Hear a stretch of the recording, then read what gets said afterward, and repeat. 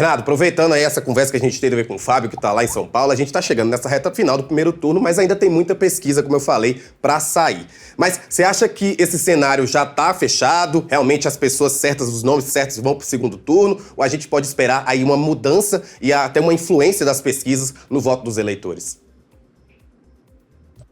Olha, Rafa, são duas coisas diferentes. A gente, na ciência política, olha um pouquinho, de uma maneira um pouquinho distinta, a questão desses microeventos, né? Para o jornalismo, obviamente, por eleitor mais aguerrido, de Guilherme Boulos, de Ricardo Nunes, de Pablo Marçal, esses microeventos de a cadeirada, a agressão, o xingamento no debate, etc., eles significam bastante, né? Na ciência política, porém, a gente acaba sendo um pouquinho mais apegado a uma questão estrutural da eleição, né? Que vai se desenhando ao longo da campanha, até um pouquinho antes da campanha, e que isso vai sendo demonstrado nos números, né, nos dados. E também na própria estrutura do município de São Paulo, né, enquanto município que já teve eleições ali 2020, 2016, que sugerem algumas coisas pra gente, e a gente pode analisar dessa forma. Obviamente que os microeventos eles são acompanhados aí no detalhe por um tipo de eleitor, né, que é aquele eleitor que gosta mais de política, que olha para isso mais no detalhe, mas quando a gente vai para a questão estrutural da eleição, a gente vê um cenário bem mais estanque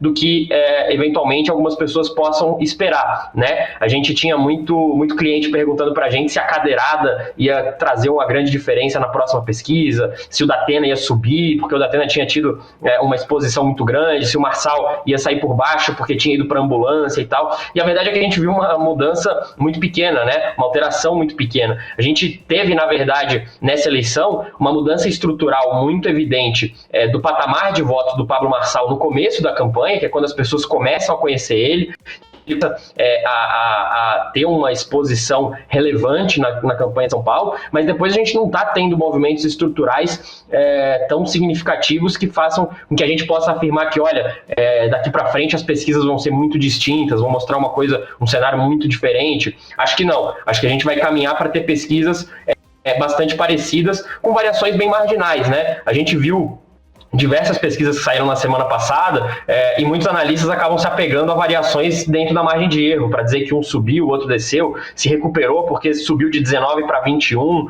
Não é exatamente algo que a gente possa afirmar se a gente está sendo rigoroso do ponto de vista da ciência política. Então, para a gente, aqui na Fato, a gente está vendo a eleição de uma forma muito estanque já nesse momento, em que o eleitor já tem suas preferências bastante consolidadas, mas isso não significa, Rafa, que a eleição esteja decidida e que outros fenômenos não possam acontecer. Já me explico. Uma coisa são as pesquisas, outra coisa vai ser a urna. E a urna ela guarda algumas surpresas, porque tem alguns fenômenos que só acontecem nos últimos dias, né? Então vou citar alguns aqui para vocês.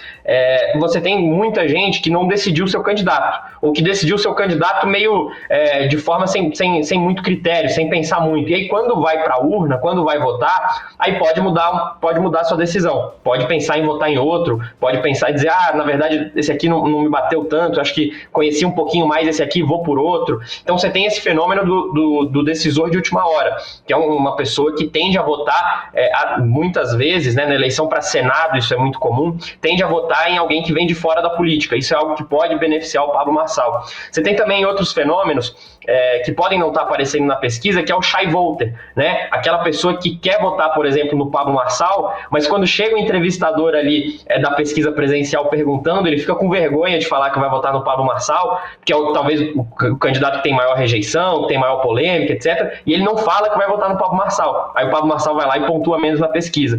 Por que eu digo isso? Porque a gente tem pesquisas que não utilizam interação humana, em que o Pablo Marçal está empatado com o Nunes, por exemplo, numericamente inclusive, né? Não só na margem de erro, mas numericamente inclusive, pesquisas que foram feitas ali de forma digital e sem essa interação humana, o Pablo Marçal aparentemente pontua um pouquinho melhor e o Ricardo Nunes pontua um pouquinho pior. Então isso sugere pra gente que quando a urna abrir, a gente pode eventualmente ter essa surpresa do shy voter ter depositado seu voto ali, na verdade, no Pablo Marçal. Então você tem uma série de fenômenos, e a gente pode explorar aqui mais pra frente outros, que podem fazer com que a gente tenha surpresa assim nas urnas, que podem fazer com que a gente enxergue um cenário distinto daquele que as principais pesquisas estão colocando, que é o do Nunes liderando na maioria delas, com o Boulos indo para o segundo turno, né? Então a gente pode ter ainda essa surpresa.